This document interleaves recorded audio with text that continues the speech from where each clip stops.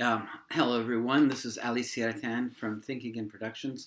If you've landed here on my page, the main feature is a documentary that you can watch. And I just wanted to take a moment to share some background information about this documentary and this UFO sighting that I had in the deserts of Iran that really launched me deep into this research. We released this documentary in 2006. It was called UFOs Angels and Gods. And it featured people like Dr. Chuck Missler, who is an important Bible scholar. He's passed away now. Dr. David Jacobs, who is an important ufologist. And it was a fascinating journey that led to it. We were exploring what is the whole UFO phenomenon about? Like, how do we understand this thing? It's real. People are seeing it. Lots of very important people talk about it. And what really is the biblical perspective? I'll just read briefly what was kind of at the back of the DVD we released. It said, all civilizations attribute their genesis to the gods. All of the great religions speak of contact with beings who come from elsewhere. Is there a connection between these accounts and the modern-day UFO phenomenon? Can accounts of flying angels from the Bible shed light on the identity of UFOs? Are they mere observers or participants on the world stage? UFOs, Angels and Gods begins where other documentaries end, bringing a new perspective to an ongoing debate and asks the critical question, does the UFO phenomenon, including alien abductions, fall within the scope of biblical prophecy? It was really a breakthrough documentary, when it was released. This sighting I had was in the year 1999. It was during the Christmas holidays. I had 2 weeks off, and I had this heartbeat. Like it was just like a message, like a pounding message in my heart. I've now recognized this pattern that happens to me sometimes, and when this happens, I know that it's from the Holy Spirit. I had this message, and it said to me, I gotta go visit my dad, who's now passed away, and tell him about a prophecy that is in the scroll of the prophet Ezekiel, which talks about a war with Israel, against Israel, that has never occurred in the ancient history of Israel. And among the attacking nations, the nations are named, and one of the nations that is named is Persia. And since the rise of the Islamic Republic in 1979, there has been kind of a governmental drive, again to perhaps even get into a war like this. The state itself has a vested interest because of its own ideologies to do this. And so suddenly people started to think, well, this could actually happen. It's a possibility. This prophecy could come true. And so I had this impulse that I couldn't stop thinking about that kept coming into my heart and mind that I should go and tell my dad about this and tell him, look, there's nothing you can do about it if it ever happens during your lifetime, but in your conscience and in your heart, you shouldn't agree with it, because apparently it says in this prophetic tradition that Israel will win and the enemies will lose, that somehow God is on the side of Israel, and so you should be on the side of God, essentially. That was kind of my message to him. And so I went to Iran, and I got there, and he knew that I had something pressing to tell him because I had kind of made that clear. So when I got there, it was him and his wife, and they're like, okay, so what do you want to tell us? And I told them, I said, this is what I want to tell you. And my dad, who's not a particularly religious man, he said, oh, okay, well, thank you. Thank you, was very polite about it. He said, well, thank you very much for bringing that to our attention. Thanks. And I thought, wow, that was pretty anticlimactic. I really felt that this was something that I had to do. I thought he was going to have like a more enthusiastic response. Like he was going to go, really? Wow, you kidding me? Where did you find this? Where does it say this?" or something like that, you know. So I was like, okay, I misunderstood. So, when you fly in, you usually get there around like 4 in the morning. So you go to bed and you kind of sleep all day because there's a jet lag and the time zone difference. So this was now around 6 p.m. that the first day that I'm there, really, because we had this conversation the moment I got home from the airport. Like that's how it was. And and when you're there only for, let's say, 2 weeks, there's you want to say everything you need to say to each other, that kind of thing. So the very first day that I was there, I was in my room, and suddenly they're calling me out. They're like, come out, Allie, come." I'm like, "Okay, what's going on?" So I ran outside, and they're watching the evening news, and there's two Russian generals, and they've come to Iran to sign a military agreement. And it's kind of like, if Iran is in a war, Russia will support it, will come to its rescue. And I had told them, as I explained this prophecy in Ezekiel 38 and 39 to them, that actually Russia may be involved. I mean, that was one way that that prophecy was understood from the school of Cyrus Scofield, whose Bible is a very famous Bible, the Scofield Bible. Scofield understood that the enemies that come from the far north were the Russians, because when you kind of go to Israel and you go to the far north, you get to the Russians. And so that was one way that that prophecy was understood, that somehow one of the enemies that would be involved in this battle, in addition to Persia, would be Russia. In fact, they were seen as the two greatest allies, because the first country mentioned was understood to be Russia, and the second country mentioned is always understood to be the best ally in biblical prophecy. The way it was named, this is the most important attacker, this is the second most important attacker, and they were kind of allies. And so I'd explain it to them that way. They know Russia may be involved as well. So they said, you just told us that Russia would be involved if such a war would happen. And I didn't have to tell them that, in the country there's a drive to perhaps have such a war. They knew that. They understood. They were living there. So suddenly they were taken by my words and what they saw on television the next day. And my dad had a change of heart and a change of mind. And he said, "Really? Like, you're telling me this book tells the future?" I said, "Well, there are prophecies about the future." And he's like, "Well, then that's really good for business." That's what he said. He said, "Tell me, what does it say in this book?" So I said, "Great." Now, suddenly what I expected would happen would actually finally happen. That was the very first day of my trip. And the doors opened, and him and his wife wanted to know everything that was in the Bible. So I began from the story of Adam and Eve, and I kind of built it all the way up, looking at the history of Israel in both prophecy and history, like what had occurred and what was going to occur. The story of the Messiah. What is this concept of the Messiah that's introduced in the writings of Moses, and how is it developed through the writings of the prophets? And finally, how does it come to fruition in the historical events of Jesus' life, which is then recorded in the Gospels? I mean, everything. I just began to tell them everything. And now we were spending all day basically reading the Bible, and they were just so into it. It was incredible to watch. And so they even got baptized and accepted the Lord, and it was a phenomenal thing to see. And we got to the topic of angels, and I had been exposed to the possibility that angels in the Bible, like the chariots of the prophet Elijah and things like that, the wheels of Ezekiel, that perhaps there was a connection between the concept of angels in the Bible and this whole phenomenon of UFOs. I had been exposed to that thinking.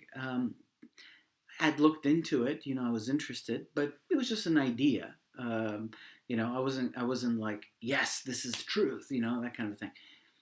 And so we decided, as part of this trip, he said, why don't we drive down to the city of Shiraz, which is about 11 hours south of Tehran.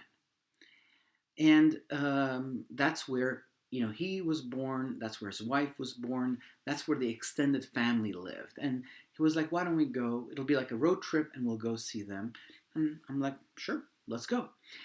And the roads there are very dangerous to drive in. Nobody really follows the speed limit. Everyone drives really fast. The highways, I mean, it's got one of the highest death rates on the highways in the whole world. So my dad's like, you know what? I prefer to drive after midnight because there's far less traffic. So we're going to actually leave late at night. It's about an 11-hour drive, from Tehran to Shiraz. And you can kind of look it up on a map. It's Shiraz, as in like the grape that the wine is from, that is Shiraz. So on the way to Shiraz, there is a city in between Tehran and Shiraz called Isfahan. And it's a really, really beautiful city. If you Google Isfahan and then you click on images, you'll see. It's an ancient city. It was a very important capital in the 17th century. And I think it's about 2 to 3 million people. That's what I think it says on Wikipedia. It's hard to know the exact numbers. Like the whole country has got about 80 million in it, I think. So we were going to sleep over, basically, drive from Tehran to Isfahan, sleep over there, and then the next morning drive to Shiraz. And this is now the first leg of the journey, Tehran to Isfahan. We're eventually past all the cities, and we're really deep now in the desert. It's kind of like a rocky type desert, like Arizona type desert. It's not like sand dunes, like the Arabian desert with the camels and all that stuff. No, it's not like that. It's more like a rocky type desert. And we're driving. There's no lights. There's no highway lights or anything. The only light you see is like the oncoming traffic. Whatever, when a car or truck passes you, that's your light. And you go huge stretches of the highway without any light. And you basically have villages, and these villages are your pit stops.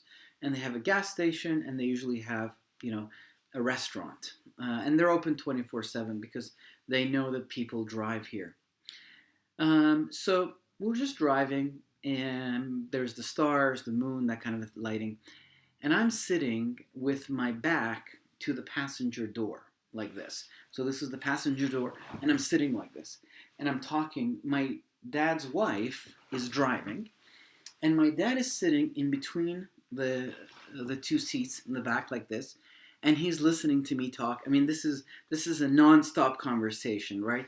The door is open, and they want to just know everything that's in the Bible. So it's just like we're just talking, like that kind of thing. And I'm so caught up in what I'm saying, like I often am. And my dad's wife, it's an SUV they were driving. It's a Nissan SUV.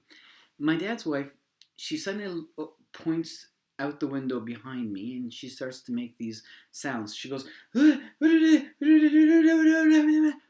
that. I'm so caught up in what I'm saying, I'm just continue talking.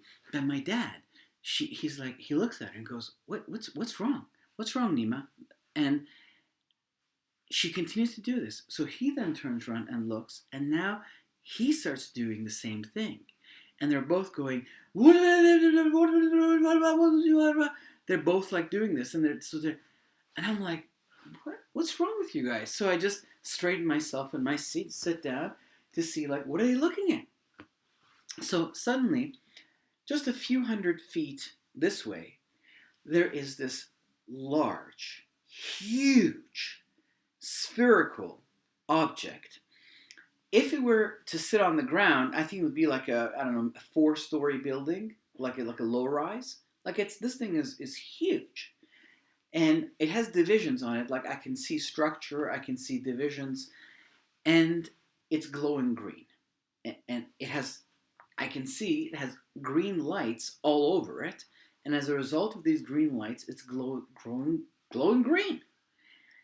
And it's slowly coming down. And I'm looking at this as we're driving towards it. And I'm like, this is a helicopter. Then I'm like, no, this is not a helicopter. Wow. And so this thing is now coming down, coming slowly like this. And it's like in an angle of descent. I mean, with hindsight. And we're driving forward. Eventually, it's perpendicular to the car. I'm looking at it right out the window like this.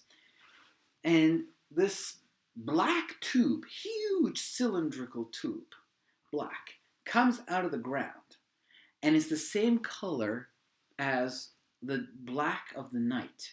If you were this close to it, you wouldn't see it. Like it's perfectly camouflaged. And this thing comes down, and then when it's on top of it, it goes like that, and it goes into the ground. And then my dad's wife bursts out and she says, "This was a sign from God to show us that all that Ali is saying is true." And, and she's like, "Did you see that?" And my dad's like, "I did. And I'm just like completely in a state of shock in my seat. And, with hindsight, the irony is, I am the one, I even mentioned to them, "Hey guys, by the way, the angels in the Bible, they do have these chariots and they're mentioned and maybe there's a connection." I'd even mentioned that to them, like in this great conversation, but it was just like a moment, there was no like, let's pause. And I had looked into this idea, yet it was very shocking. It's like you don't know what to say. It's a heavy feeling. And we went to Isfahan. We checked into the hotel. We sat uh, at the breakfast table the next morning. No one really talked about it. Part of my brain was like, we're not going to talk about this. Anyways, but that was, and lots of incredible things continued to happen in that trip. I mean, from the beginning to the end of it, the Holy Spirit was completely involved in that trip. I mean, so many crazy things happened in that trip. And it's kind of beyond the scope of this video for me to tell you all of the other things that happened, because this video is about the UFO sighting. So when I came back home here to Toronto, I was like, wow, this thing is real. Suddenly, the whole idea of the reality of these things came to a whole new level. So I went on the internet, and there was, I think it was called the UFO Research Center.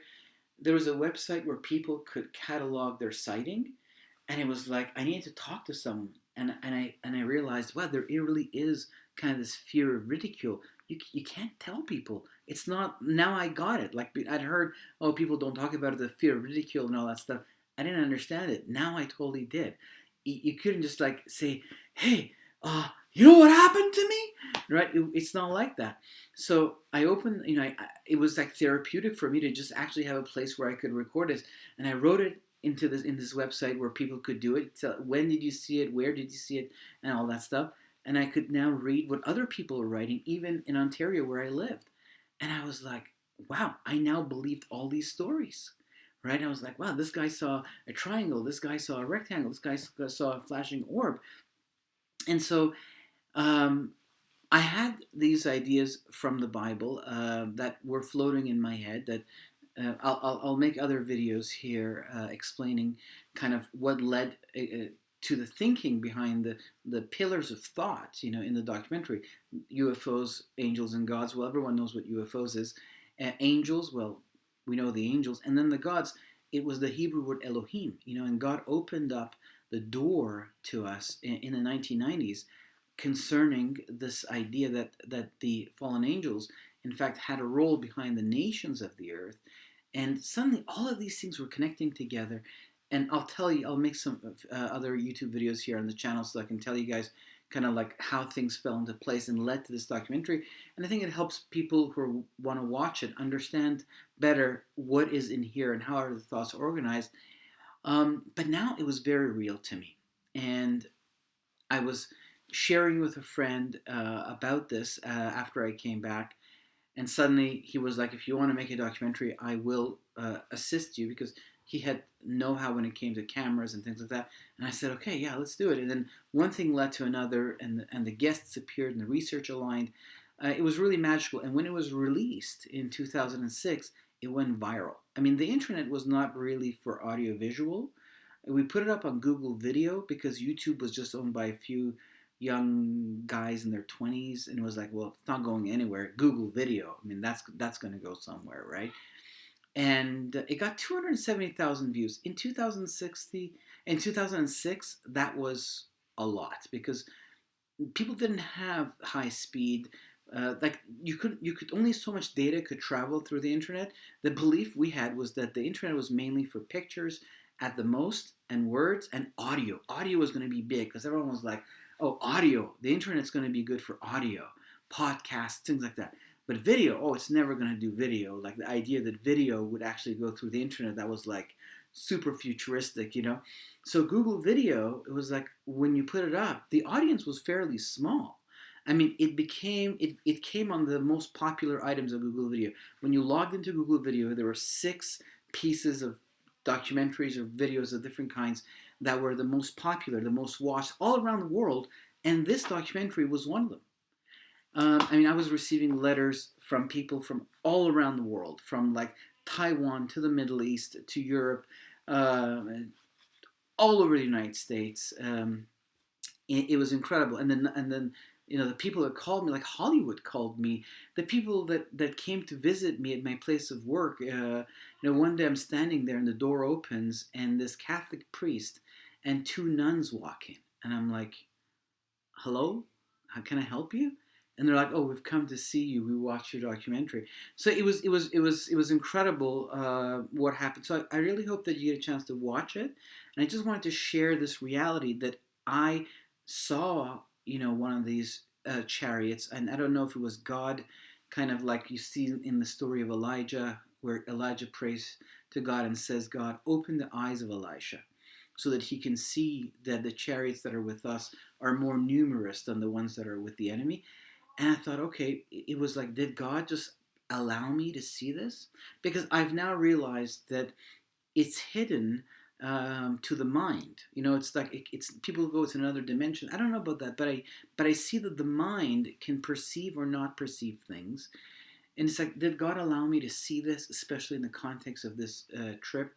That was very kind of a special mission, because he was like, Ali, you're going to talk, you're going to testify about this thing, you're going to share from my word and open this up for people, because this is something that I want people to know this time.